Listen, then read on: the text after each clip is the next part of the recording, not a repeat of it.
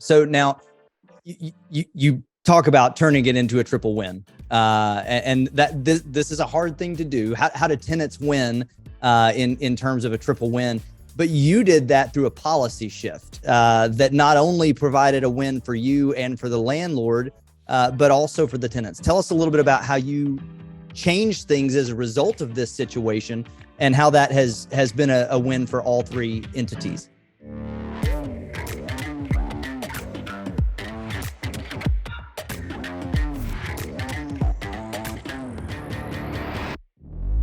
All right.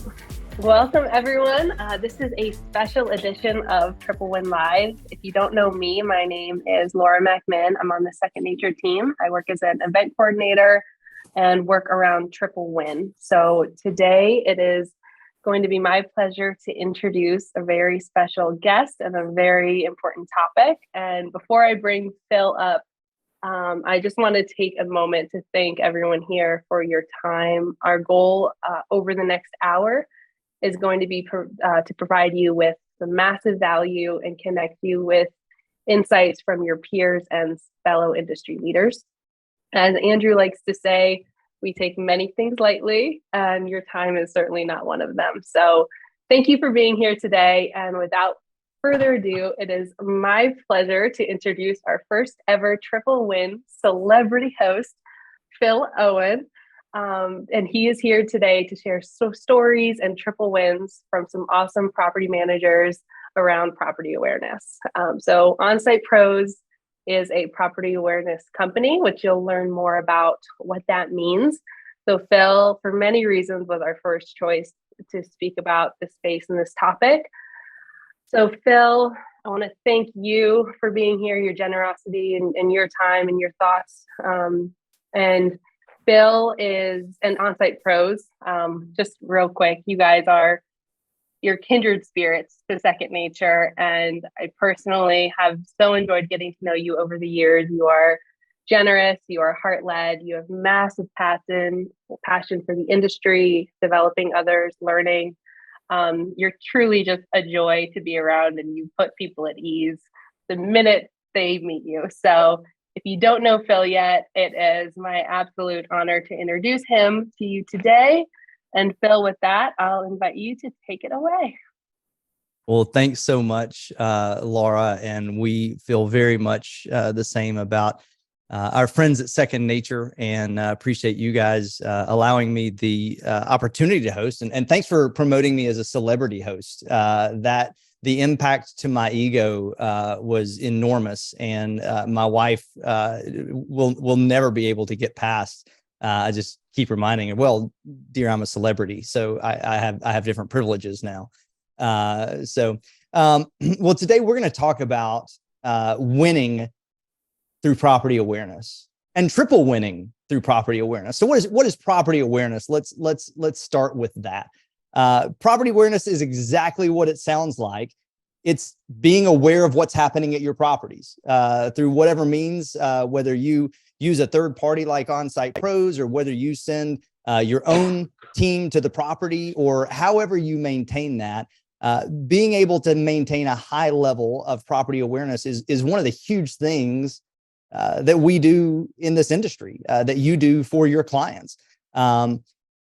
So often, when we talk about the topic of property awareness, we do it framing it in terms of property awareness failures, the things that go wrong, right? The meth houses, or the fires that happen, or just all the crazy things that go wrong through a failure of property awareness. But that's not the Second Nature ethos. That's not the triple win ethos. This doesn't exist. The Triple Win Live podcast is not built around a culture of failures, but a culture of successes. It's not built around losing, but winning, and doing so in the triple win fashion. So because this podcast is designed to be aspirational, we're not going to allow ourselves to focus today in our storytelling on the negative. Today, we're going to be talking about triple wins in property awareness. How does property awareness allow you to create wins for the tenant, for your property management company, for the landlord or investor. And, second nature and the triple win mindset are all about separating professional property managers from do-it-yourselfers or a real estate agent with a portfolio. They're talking about how do we elevate property management, the profession of property management, to be a truly professional entity.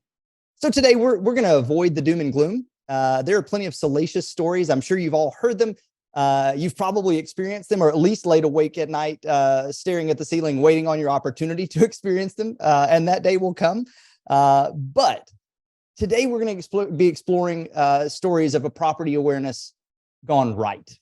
How have property managers effectively used property awareness to create wins for investors themselves and sometimes even residents, even though oftentimes residents are kind of on the losing end of the property awareness component. We're going to hear some stories today about how there have been true triple wins in property awareness. Specifically, we're going to talk today about how great property awareness can help property management professionals be proactive, not reactive. And so to do that, to that end, we're going to be introducing you to some of the very best of the best in the industry, that you can hear some great stories about winning through property awareness. And we're just going to have story time for a few minutes here. And we're going to invite some friends up we'll light the Christmas fire and sit around with our chestnuts. And we're just going to tell some triple winning property awareness stories today.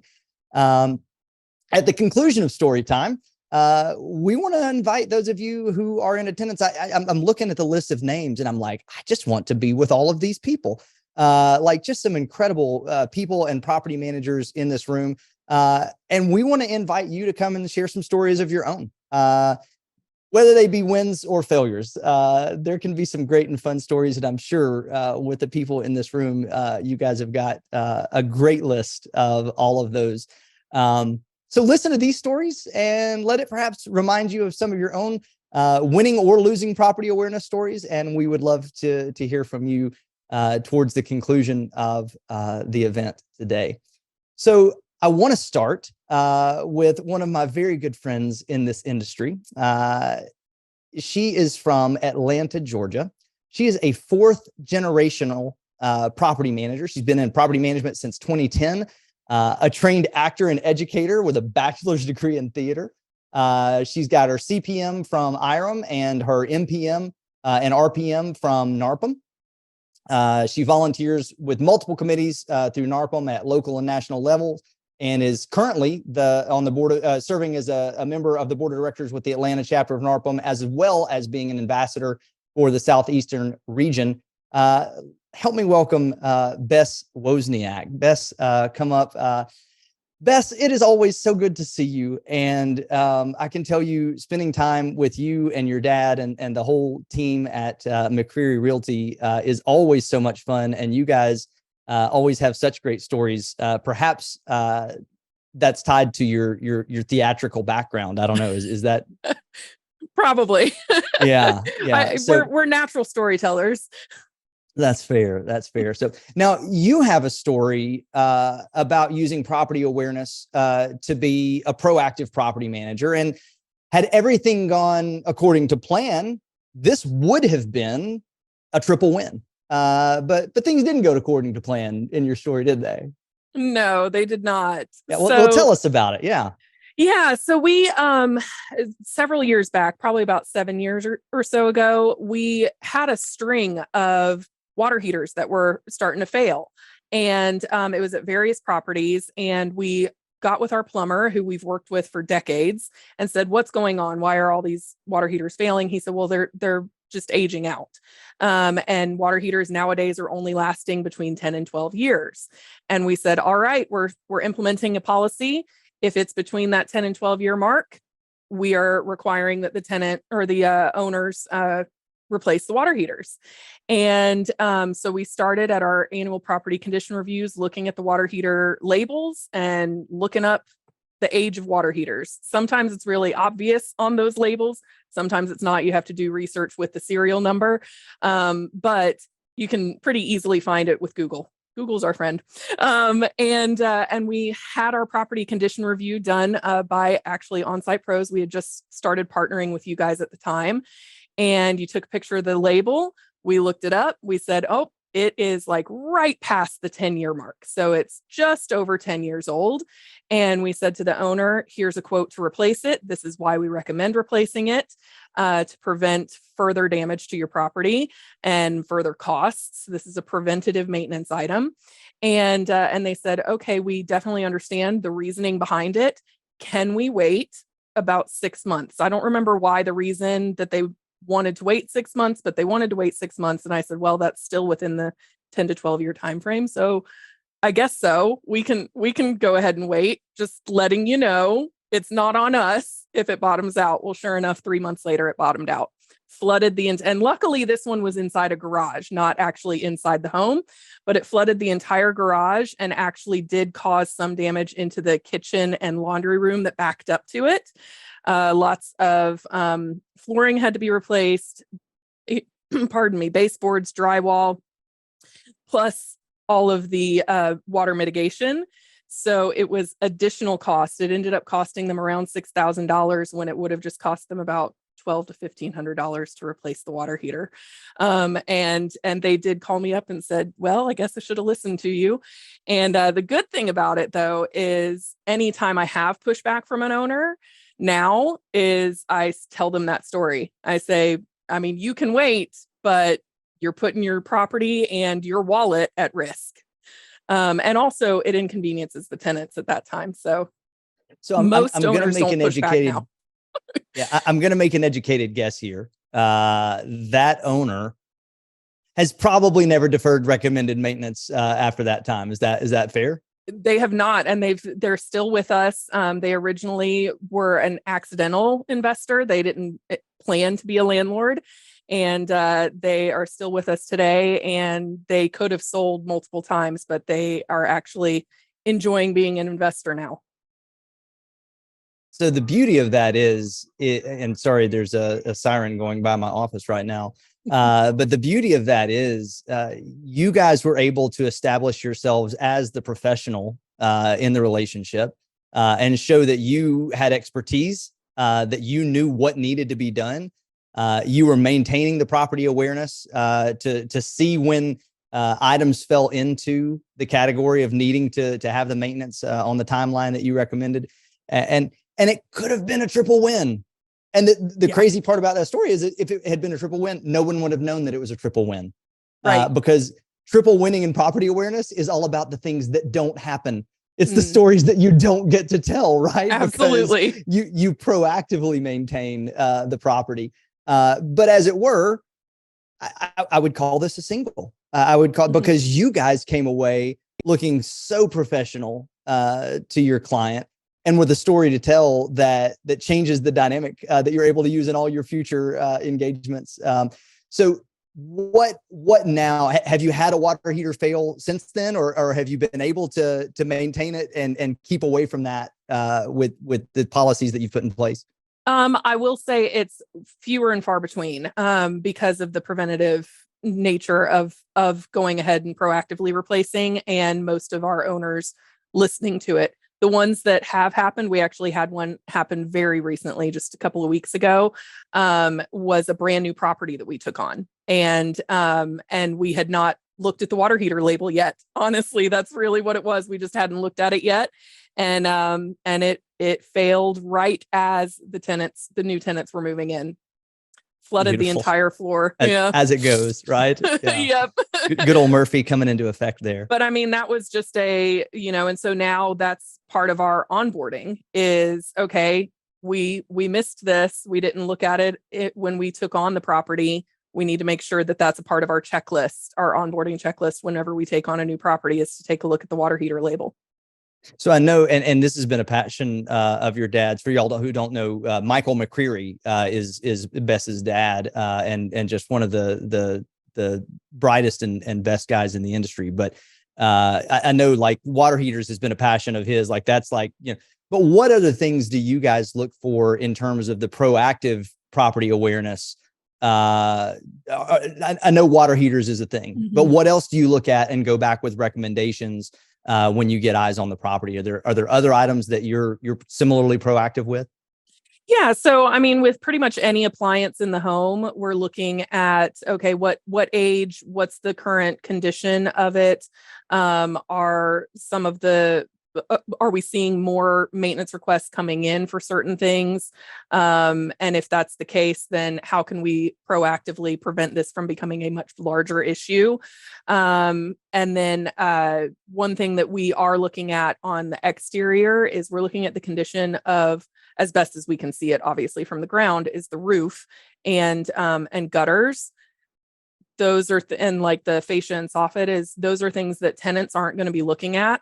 So we want to make sure we're keeping an eye on it. And if we start to see some wood rot forming, or some of the gutters pulling away from the house or rusting in any way, shape, or form, we go ahead and proactively get that taken care of before it becomes a major water issue inside the house.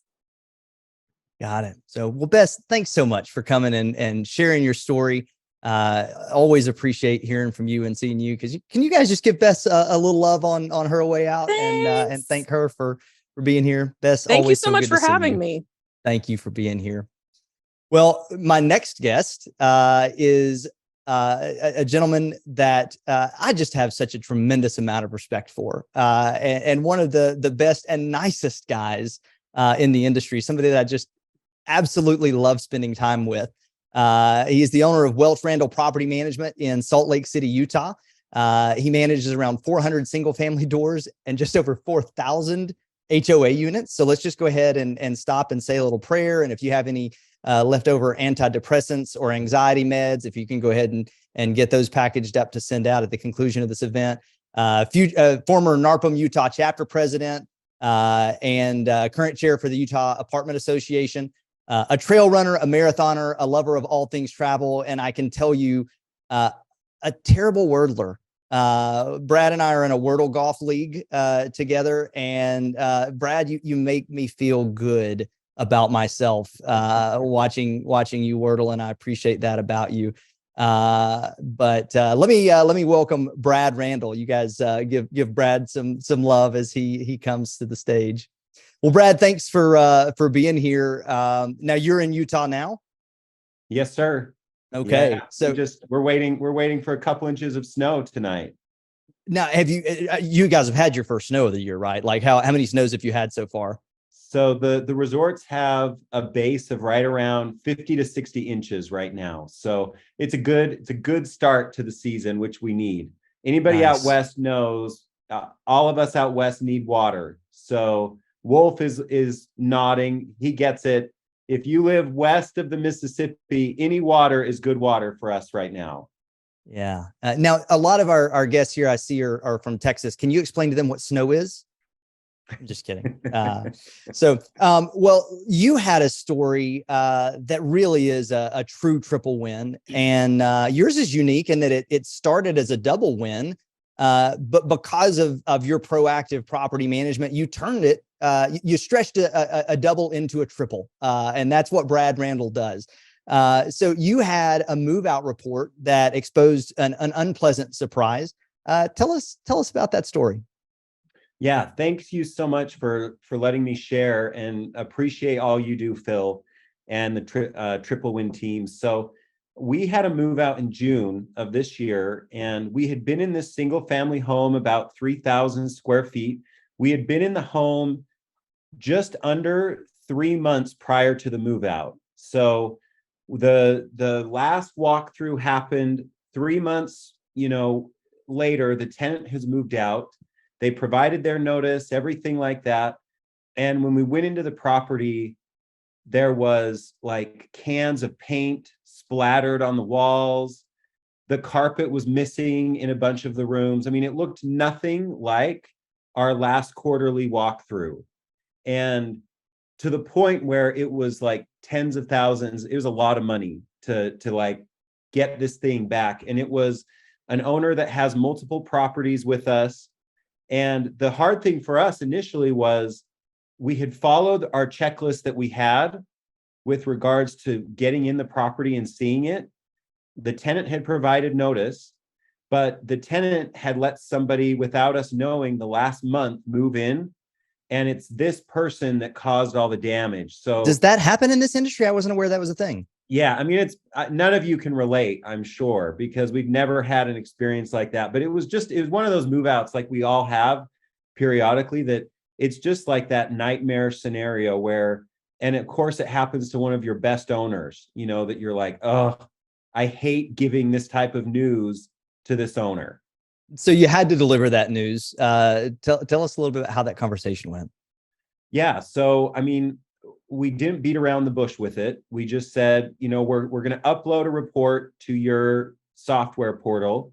We want you to see what's happening, and we want you to know what the next steps are that we're doing. You know, A, this is what we're going to do to try to get it rent ready as quick as possible. B, this is what we recommend as far as going after the tenant. And C, you know, what questions do you have for us? So, and he was very understanding overall. He was frustrated at first, but we gave him, you know, all the details that I just provided, plus the report, so that he could know. And that's kind of where the process started of how we could turn this into a triple win. That's beautiful. So now you talk about turning it into a triple win. And that this is a hard thing to do. How do tenants win in terms of a triple win? But you did that through a policy shift that not only provided a win for you and for the landlord, but also for the tenants. Tell us a little bit about how you changed things as a result of this situation and how that has been a win for all three entities. Yeah. So I feel like all of us get into scenarios where you're in a cluster of something that's happened and it causes you to kind of like rethink. It's like, okay, is there something that we could have been more proactive on? Is there a way we could do this differently? Because now the biggest thing that we were hurting at the time is it was getting contractors in. And I don't think I'm alone in that. You know, if you have a move out that you don't really know what it's going to look like, and you get in there and instead of cleaning, carpets, and handyman, you suddenly have like 6 other contractors that you've got to get. It was a lot of headaches. So at our next team meeting, about a week later, we kind of just like dumped all this information out and we said, what do we want to change? And the policy that changed that has just been awesome is in our new tenant procedures now, when they sign a lease with us, they pay a lease initiation fee. And in that lease initiation fee, we have added what's called the move out pre-assessment. And so what we do now is when they give their 30-day notice, we have someone go over and do not a full walkthrough, but basically a 30-minute walkthrough. And they indicate the main things that would be dinged on a security deposit walkthrough after. And then we have our tenants acknowledge that the walkthrough happened. So the tenant has to acknowledge that we have given them forewarning, but also now what we're finding is we're able to see in advance if there's big stuff coming ahead. So if you are struggling to get contractors out because of timing, we can start to schedule contractors a month out to try to decrease the vacancy time in between. And so how we feel this has turned into a triple win is A, for the owner, they love the fact that we're getting in sooner. They love the fact that we're being proactive because it's decreasing the time in between. It's increasing their cash flow. And this is where it's a win for us, is because when they win on all of those, it like we win as well. You know, it saves us time, everything like that. Now, if you can't charge for this, I still think it's worth it. And there was a question that came in that says, when do you charge for this? And we do it in our lease initiation. But I still think it's worthwhile doing because we lost almost 20 days waiting for vendors because they were on top of each other. And it is worth your time to spend half an hour to get an OnSight Pro or one of your team members out to do a quick assessment. And where it's a triple win for the tenant is our phrasing with the tenant is, we want you to get the most deposit back as possible. And so in order to do that, we want to show you the types of things that we're going to, going to be looking for when we come through. And they acknowledge that, and they've actually been super appreciative of the fact that we are doing this, and it could help them get their deposit back faster and in more, with greater money. So that's how it's been a triple win for us. I love this story, Brad. I love the way that you were able to leverage this, and in your original story, you told us about how the owner, came back, and it became a win for you because they recognized that you had done your due diligence. And so there was a barrier there for you because you had maintained property awareness and you'd just been out there a few months prior, and they knew you had done your job. And you were also able to hold the tenant accountable, which tell us how that's going. What is it looking like in terms of being able to go after the tenant for damages? What's that process? I'll say this: it's looking better in Utah than it does in California.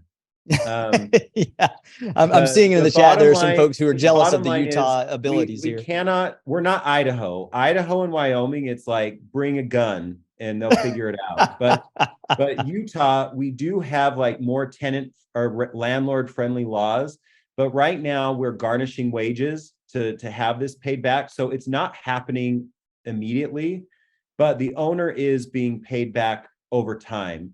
And for the owner, he got it rented and everything, but the next time we don't have to lose those same number of days, because as all of us know, days on the market kills everybody. It just hurts everybody. And so for us, the biggest win for us is decreasing the days on the market, because that's a KPI that we can go to an owner and say, this policy change has decreased our time on the market this % or whatever. And that's a big deal for us. Yeah, well, that's maybe what I love most about this story and just about you as a property manager is a lot of folks would look at it and go, okay, well, we didn't get hit with anything. The property owner was satisfied that we had done our due diligence, and so we're okay. We're doing what we need to do, but not Brad Randall. Brad Randall looks at it and goes, okay, we got off without getting hit or getting fussed at by a landlord. But how can we still become more proactive? How can we change a policy? How can we take what we've learned from this and be even more proactive? I love that. Love you and appreciate who you are and the way that you represent this industry. And you just are a terrific guy and a terrific property manager. Thanks so much for coming and sharing your story with us, Brad. Thanks for spending time. Much love to everybody. Always good to see you, my friend. So, man, I love to hear those kinds of stories about that level of professionalism in this industry, and just the way that people like Brad are raising the bar for all of us, not just as property managers, just as entrepreneurs and people who are trying to do good things in the business and not being satisfied with good enough, but really taking that next step to go, well, we've got a double win here. How can this become a triple win? How can we make this better for everyone in the process? I love that. Well, I have one final guest before we open it up and get to some time that I want to hear your stories as well. But I want to next bring up my friend Joni Wolfswinkel, and Joni is the owner of 2 RPM Real Property Management franchises. She is the owner of a turnkey construction company, a virtual assistant supplier firm. She manages over 1,700 units in the Houston, Texas, and the Albuquerque, New Mexico markets. The author of a recent book called The Choice is Yours, Balancing Success as a Wife, Mom, and Entrepreneur, co-host of a popular podcast with her husband called Inside the Wolf's Den.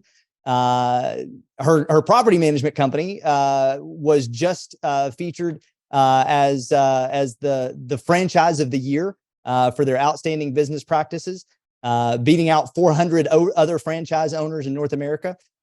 She was named Woman of Influence by Housing Wire magazine.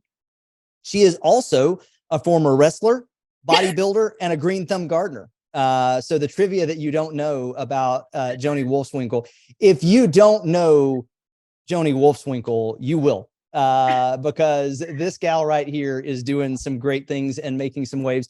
Joni, it exhausts me to read about the things that you're doing. How in the world are you surviving day to day with all of these things on your plate? Honestly, I think everybody on this call can say a great team, right? Nothing can happen without a great team. So it's not me, guys. It's my team that actually does all this. And I get to hear all the stories and kind of help them through it. And poor Phil, he's probably like, man, Joni's giving me like 10 million stories. Okay, you need to stop now. No, I love it. Joni had these stories and she's like, why don't you take this and narrow it down to the best one or two? And I was like, no, I want them all because they were such good stories. And so we did narrow it down to three just for the sake of time. But what I love about it is, and Joni, you're a baseball fan, a big Astros fan, right?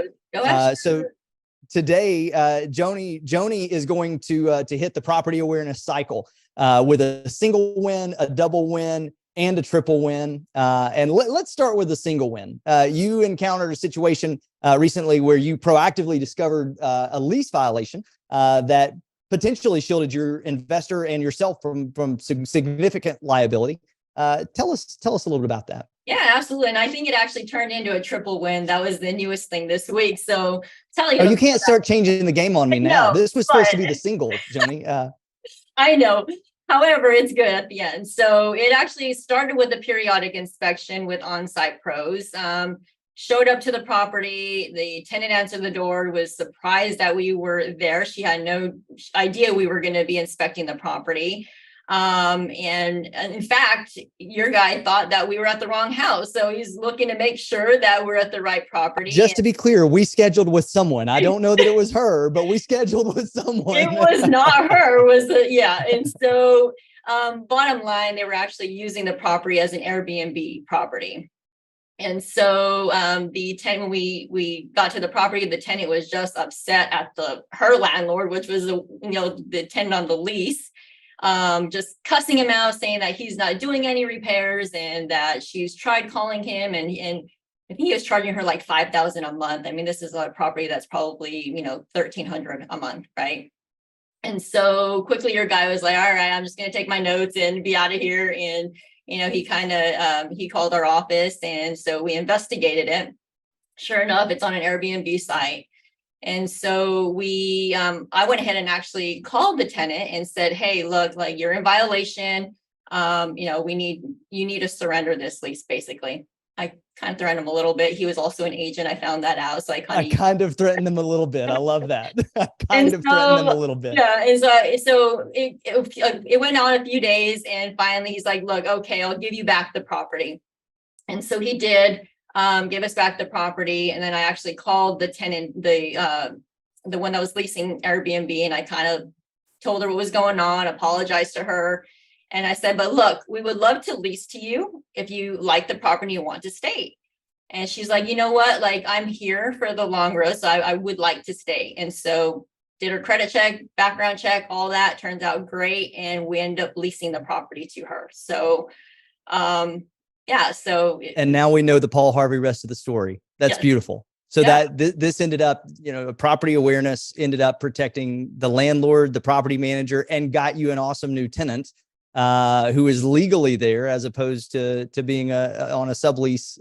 That's terrific. Yep. And owner was happy because we were proactive with it, and we didn't have to file eviction and go through that whole process. So, yeah, everybody was happy. Well, you completely rendered useless my single, double, triple. I know, motif. Sorry.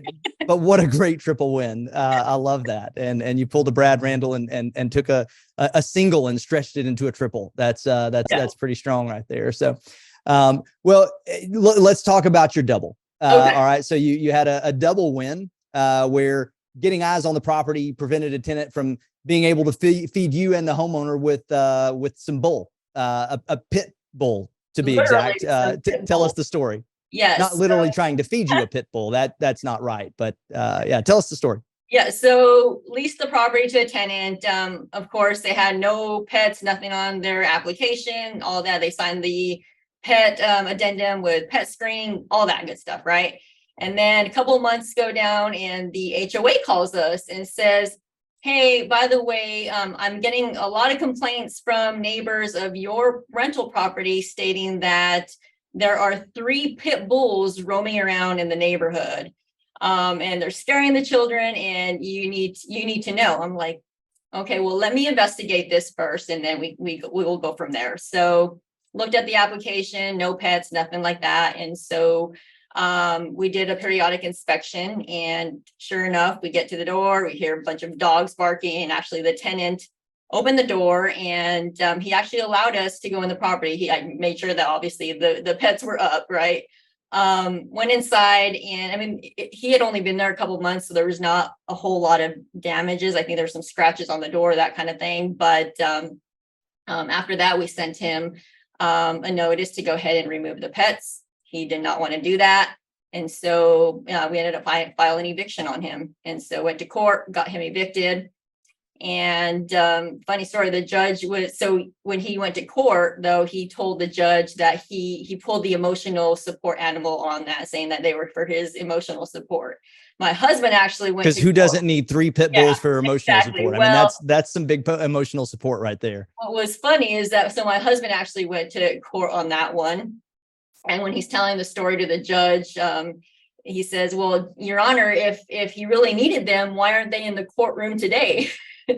And touche, Sean. This is in Texas, only happens in Texas. He's like, he turns to him and he says, well, I would have shot them myself. That's basically what he said. I'm like, oh my God. Anyway, he ended up the tenant got evicted. So bottom line, the owner was happy. We got the property back and prevented it from biting a child, maybe, or also damaging the property. So yeah. No, I love it. So, all right. Well, and let's get to your triple. And this is a good triple. And, none of these stories are from any of our guests are these big, oh my gosh, I can't believe this happened. Like, that's not the nature of winning with property awareness. It's not the shock value that happens with a property management failure. It's the small things that have such big impacts and consequences.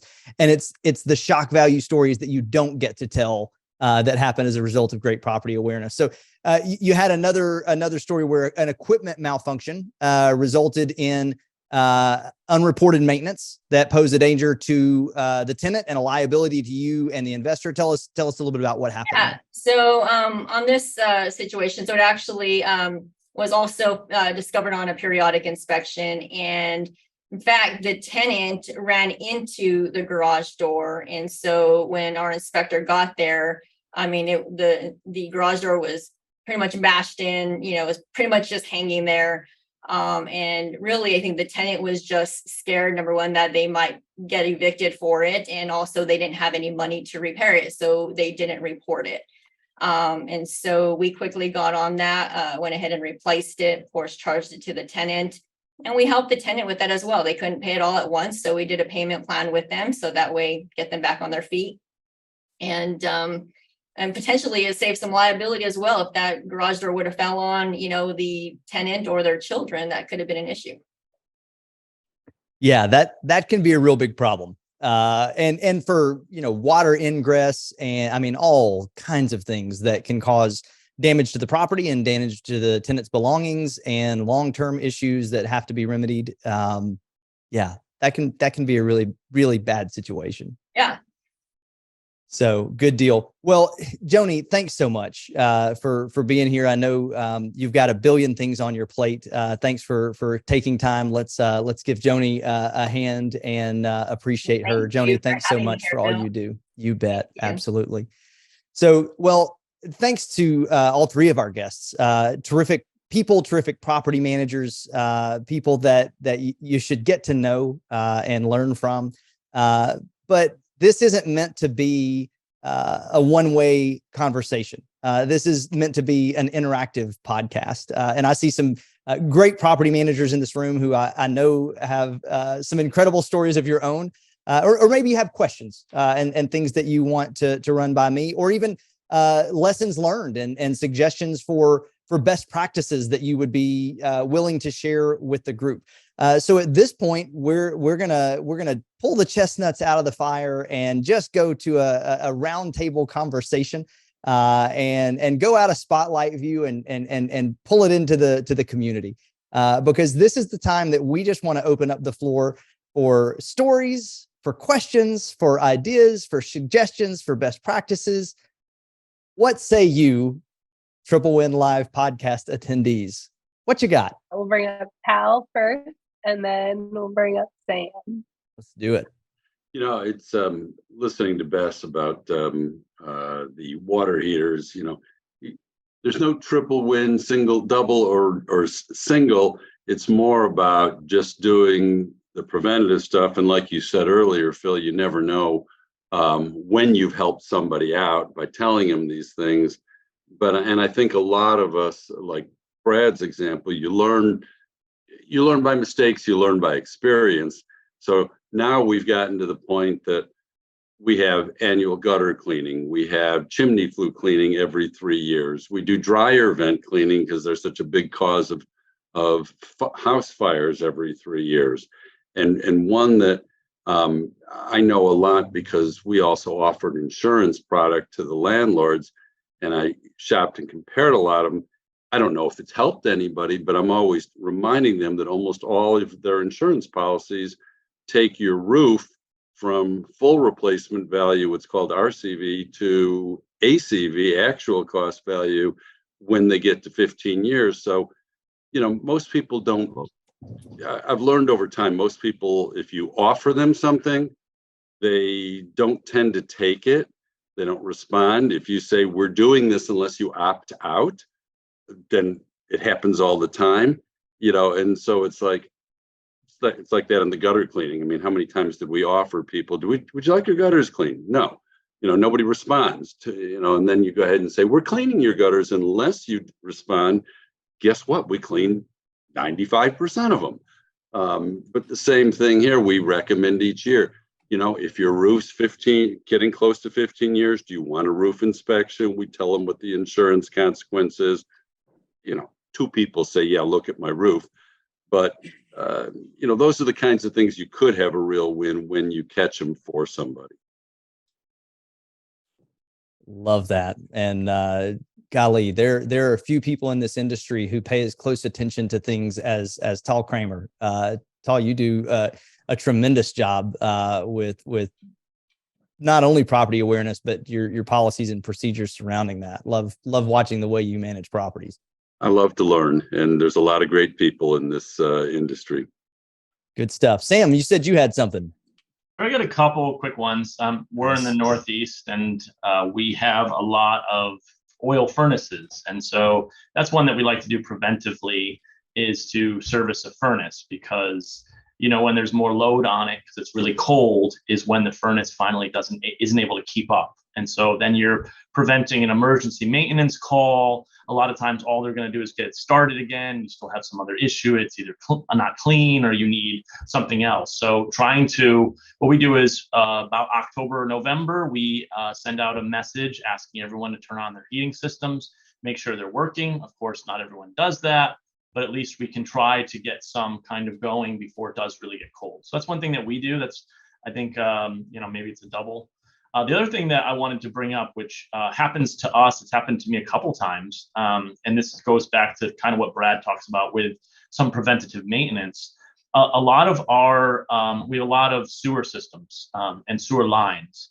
And what we know for some reason is that when we have persistent drought for 4 months to 5 months to 6 months, we seem to have situations where now roots from trees are starting to look for water.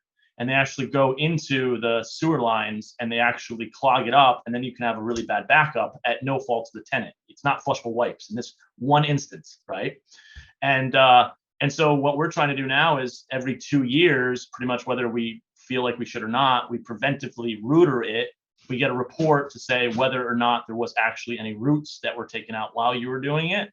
And then we found that we're going to implement that. So I have a reminder on it to make a list of the ones that we need to worry about, and then to do it every 2 years or so. Because, if you can preemptively rooter it for $300 as opposed to a full backup, which needs, remediation of the gray water or black water, like it's thousands. So that's one that we're also doing. That's preventative. And so those are the ones that I wanted to share. That's great stuff. Really great stuff. Yeah, Tal says flushable wipes is an oxymoron, with emphasis on moron. I wonder on that one if we can all collectively sue the flushable wipes companies, because there should be a lawsuit on that one. Even the municipalities don't like them ultimately, so they're clogging up all sorts of pumping systems. Yeah. So in the chat, Brad Randall has asked if anyone has a great preventative maintenance checklist that they love for things like both Tal and Sam are talking about. So if anybody's got that, put in the chat, or maybe we can crowdsource that a little bit. But Karen Jordan, it just makes me happy to see you here. What do you got, Karen? Talking about plumbing and sewer lines along the lines of Sam, we started doing, upon move outs or in between vacancies, we started doing a plumbing check. So the plumber goes in and does a full-on plumbing. So at this point, we can find out if there's any types of clogs in the drain. So has a tenant moved out? Did they leave a bunch of hair that they shouldn't have? We can charge for that. And we also now know that when the new family moves in, all the plumbing has been checked. So if I get a call later on saying, hey, this is clogged, well, I have certainty that it was not given to you in that condition. So that's been a really, really good thing for us. And that's in between vacancies. That's terrific. That's terrific. And they let you do that in California too, huh? Yeah, I got away with that one. You know what I don't have in California? I don't have you. We're trying. We're trying. Know. We're working on ask that. every time. I promise. We're working on that. That's coming. That's coming. So no timeline, but we're working towards that. But thank you for sharing that. So while we wait for anyone else to pipe in, I'll share a couple of quick things. One of the great ways to be proactive with property awareness is with smoke alarms. And one of the guests that I hoped to have here today, and he had to back out because of some things that happened that he had to attend to, but was a guy named Mike Brock in Pensacola, Florida. And I sent you a picture. I don't know if you have it that you could bring it up, Laura Mack, but we actually went and did a periodic report for Mike. And one of the things that we always check, and I would recommend that you guys check when you go to the properties, is the manufacture date of smoke alarms, so that you know a 10-year-old alarm is considered expired and is a significant liability for you and the owner. Laura, did you get that photo? Do I have that there? But I am want to pulling it up right now. Yep. Want to show you guys a photo that of an alarm that we found at one of Mike's properties the first time that we ever visited it. And I'll spoil the punchline. It was from 1976. That alarm was born before I was. The remarkable thing is, we always test with smoke in a can. We spray the smoke. Yeah, there it is. January of 1976 is when that was back before they shortened manufactured from MFGR to just MFG. That's how old that alarm is. But we sprayed it with smoke in a can. It still worked.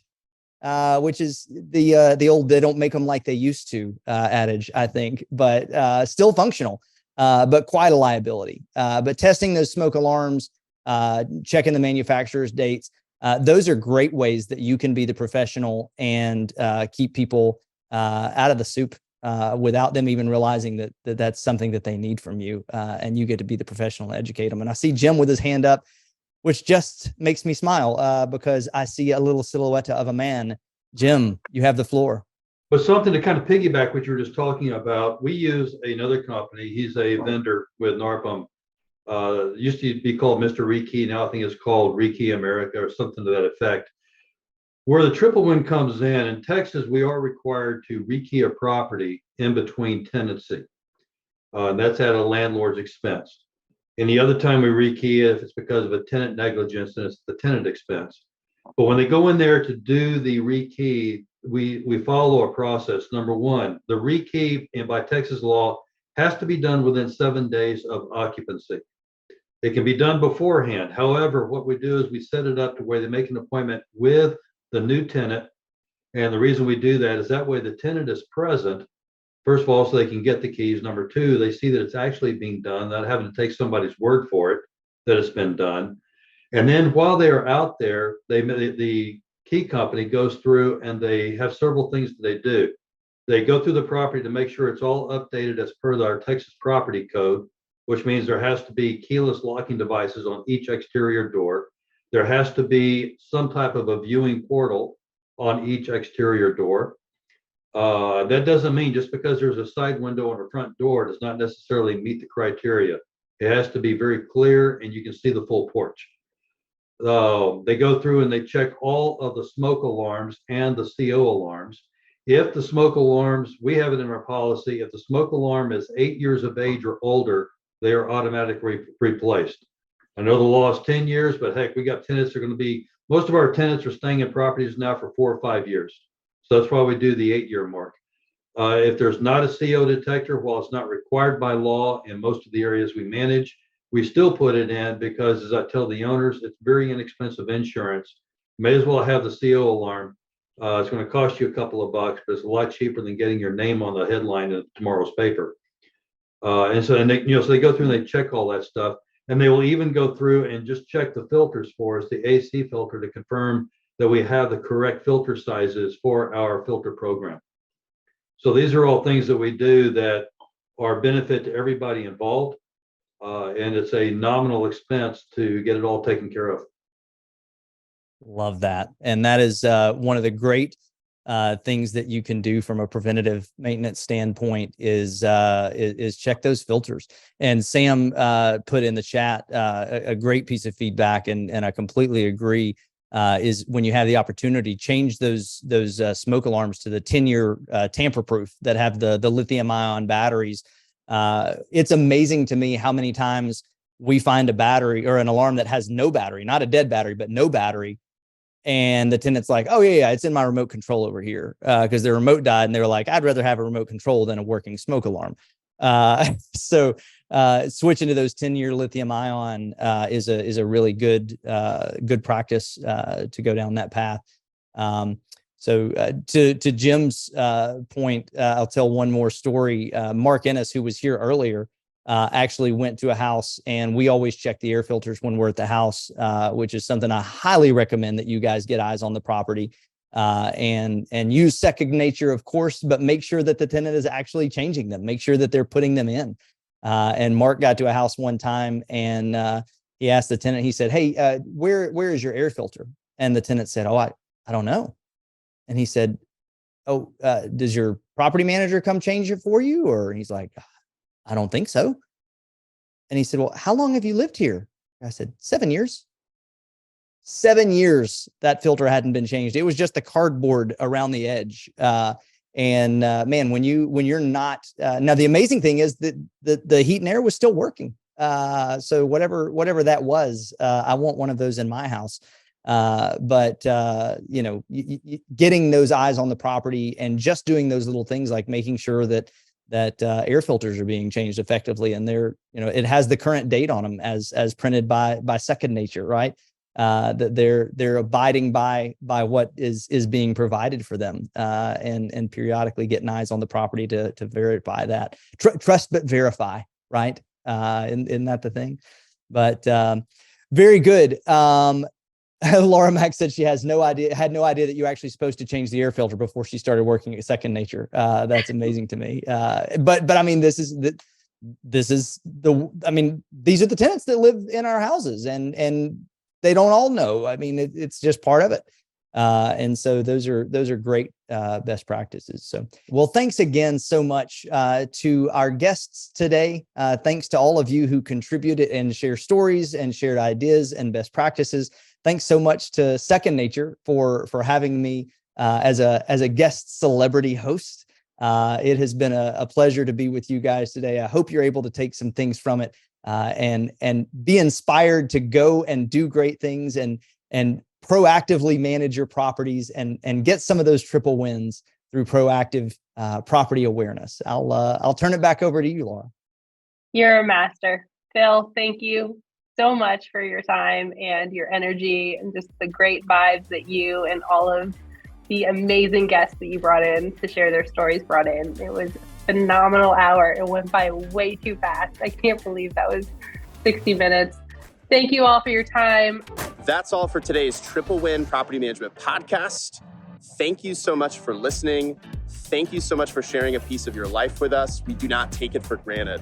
I also want to give a shout out to Carol Housel for everything she and our team does to make these possible. It's crazy to think about over 5,000 professional property managers have pressed play on episodes in season 1 and season 2 now. And we really want to encourage you to keep giving feedback because more and more people are listening. It's getting better and better and better thanks to everything that you're sharing with us. If you like this enough to listen, I want to encourage you to share it with other people. You can give us feedback directly on those social media channels, Facebook, LinkedIn, wherever you're hanging out. You can also send us an email at triplewin@secondnature.com. And we just want to give more. There's no sales pitch here. Just want to offer more resources that help you find and stack your next triple win and become a triple win driven property manager. So where can you find that? You can find the private Facebook group. You can find our blog. You can find our newsletter. You can find more resources all at rbp.secondnature.com. Just search for what you're looking for there. And every time we see you, we want to see a better version of you and your business. To that end, keep it going, feel inspired, take our encouragement, and we'll see you next time.